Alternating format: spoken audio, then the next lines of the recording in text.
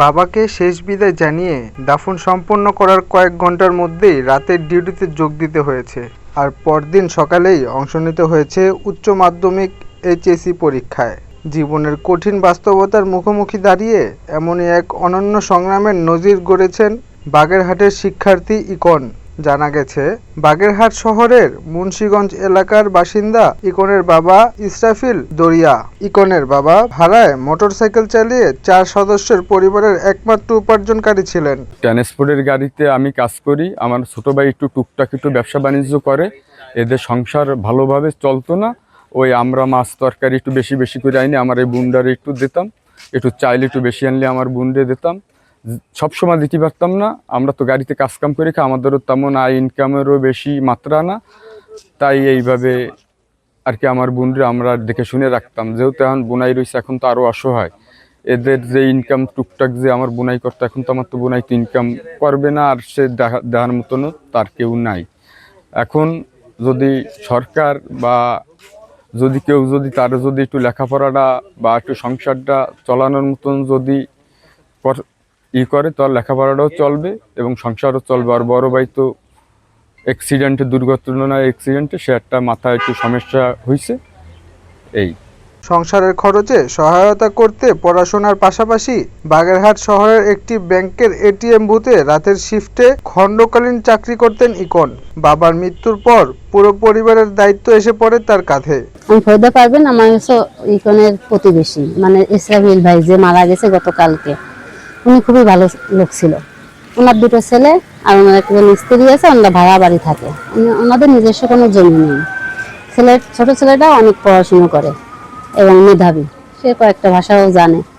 ইসলামী ব্যাংকে সে এই একটা জব করে, মাস্টার বলে 8,000 টাকা বেতন পায়। কিন্তু ওই ছেলেটা পড়াশুনো করতে চায় অনেক। এখন ওর বাবা তো মোটরসাইকেল চালাতো, সংসার ওইভাবে চলতো। এখন তো ওর বাবা নেই, ঘর ভাড়া 2,500-3,000 টাকার মতন। ওর মাও কোনো কর্মঠ না। এখন এদের সংসার কিভাবে চলবে? আমরা পাড়া প্রতিবেশীরা তো দেখা ছাড়া আর কোনো কিছু করার নেই আমাদের। তাই আমার দাবি হচ্ছে, যদি ওই ছেলে ছোট যে পড়াশুনো করে, ওর পড়াশোনাটা যাতে চালাই যেতে পারে, বা ওর দিকে যদি আপনারা সবাই একটু সহৃদয় হয়ে ওরে কোনো সাহায্য করতে পারেন, একটা চাকরি সরকারি বা মোটামুটি ওর যে পড়ার ইচ্ছা আছে, যতদূর পড়তে চায়, তাহলে একটা চাকরি যদি হতো, সরকারি চাকরি, তাহলে ও হয়তো বা পড়াশোনাটাও চালাতে পারতো, ওর ভাই মা এদের নিয়ে সংসারটাও ও হাল ধরতে পারতো। শোকের মধ্যে পরিবারের দায়িত্ব পালনের পাশাপাশি শিক্ষা জীবন চালিয়ে যাওয়া ধীর মানসিকতা ও দায়িত্ববোধের প্রশংসা করেছেন স্থানীয়রা। আমার শাখার এটিএম বুথে কর্মরত একজন প্রহরী গত পরশুদিন সকালবেলায় ওর বাবা মারা যায়। ও নিজের থেকে আমাদেরকে এটা বলি নাই, তখন আমি জানতে পেরেছি। তখন আমার অফিস থেকে 2জন অফিসার ওর বাড়িতে পাঠিয়েছিলাম। তারা বাড়ির সকল খোঁজ খবর নিয়ে ওকে সার্বিক সহযোগিতার কথা বলে তখন এবং জানাজা সম্পাদন করে আমরা ওর ছুটিতে থাকার কথা বলে আমার অফিসার চলে আসে এবং আমাকে জানায়।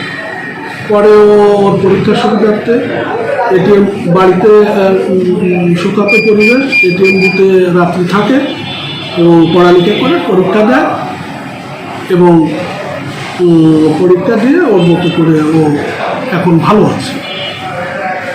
আর আমরা ওকে সহযোগিতা করার সার্বিক বিষয়াদির কথা বলেছি। কোনো সমস্যা হলে যেন আমাদের সাথে যোগাযোগ করে এবং আমরা ওকে সেইভাবে দেখাশোনা করি। আত্মীয় স্বজন ও প্রতিবেশীরা জানান, এত বড় ব্যক্তিগত শোকের মধ্যেও পরিবারের ভবিষ্যতের কথা ভেবে ইকন যেভাবে দায়িত্ব পালন করছেন তা সত্যিই অনুপ্রেরণাদায়ক। তারা ইকন ও তার পরিবারের জন্য সবার কাছে দোয়া কামনা করছেন। আমি হচ্ছে ইমন ইকনের ছোট মামা। প্রতিদিনের মতো ফজর নামাজ পড়ে বাসায় আমি যাই। বাসায় যাওয়ার পরে ইকন দৌড়ে যায়, ছোট ছেলেটা। যাওয়ার পরে বলে যে মা আব্বা নিঃশ্বাস নিতে পারতেছে না, মনে হয় মারা গেছে। এই কথা বলার পর আমি বাসা থেকে দৌড়ে আসি কোরআন তেলাওয়াত বন্ধ করে। আসলে পরে দেখি যে আসলেই পড়ে রয়েছে। তারপরে আমি তারে বুকের পরে উঠে 2-3টা চাপ দিই ডাক্তারের মতন, তা চেষ্টা করি বাঁচানোর জন্য। তারপরে দেখতেছি দম আটকে রয়েছে, তারপরে দম নিঃশ্বাস নিতেছে। নেওয়ার পরে ওদেরকে বলি কি যে তোরা গাড়ি ঠিক কর একটা। তারপরে একটা ইজি বাইক বাসায় আসলে পরে বড় ছেলে ঠিক করে নিয়ে আসে। ওই ভোরে তো গাড়ি পাওয়া মুশকিল হয়ে যায়, তারপরে একটা পাইছে আল্লাহর ইচ্ছায়, পরে বাসা থেকে বের করে যখন হাসপাতালের পথে নিয়ে যাই, তখন আমার 2 হাতে মারা গেছে সে।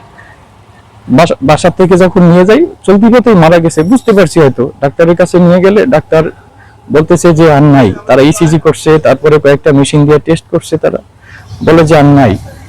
এখন মানুষটা অত্যন্ত ভালো ছিল, অত্যন্ত ভালো ছিল, অত্যন্ত ভালো ছিল, কারোর সঙ্গে উচ্চ স্বরে কথা বলে নাই, কোনো জ্ঞানজাম নাই, ঝগড়া নাই, ঝাঁটি নাই।